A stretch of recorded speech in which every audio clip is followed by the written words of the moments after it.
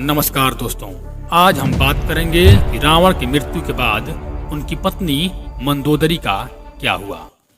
पुराणों में वर्णित एक कथा के अनुसार मधुरा नामक एक अप्सरा थी जो माता पार्वती को बहुत चाहती थी। एक दिन मधुरा माता पार्वती से मिलने कैलाश पर्वत पर पहुंच गई, लेकिन माता पार्वती वहां नहीं थी।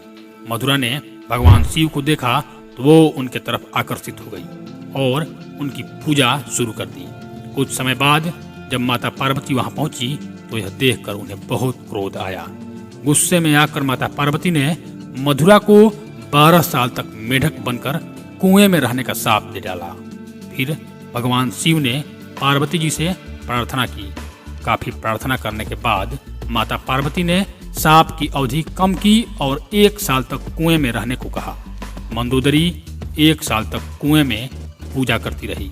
वहीं दूसरी ओर असुरराज मायासुर और उनकी पत्नी हेमा पुत्री की कामना के लिए भगवान शिव की तपस्या कर रहे थे। बेटी के लिए दोनों कई सालों से तपस्या करते आ रहे थे। इसी दौरान 1 साल बाद मधुरा कुएं में असली रूप में आ गई और मदद के लिए पुकारने लगी। मधुरा की आवाज सुनकर मायासुर ने पूजा समाप्त की और मधुरा को गोद में उठाया। मायासुर ने इस लड़की का नाम मंदोदरी रखा। कुछ सालों बाद रावण एक बार मायासुर से मिलने गया। रावण ने मायासुर की बेटी मंदोदरी को देखा तो वह मंत्रमुग्ध हो गया। रावण ने मायासुर से कहा कि उसे मंदोदरी पसंद है और वह मंदोदरी के साथ विवाह करना चाहता है। मायासुर ने मना कर दिया तो रावण ने जबरन विवाह कर लिया। रामायण के युद्ध में भगवान राम के हाथों रावण मारा गया।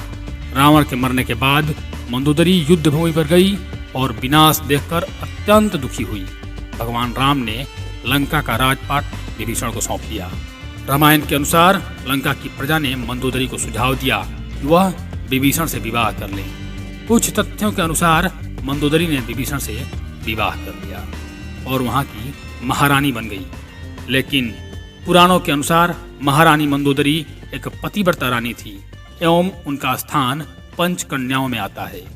रावण के मरने के बाद वे उसके साथ सती हो गई थी। धन्यवाद दोस्तों। यदि आपको यह जानकारी अच्छी लगी हो कृपया मेरे चैनल को सब्सक्राइब कर दें।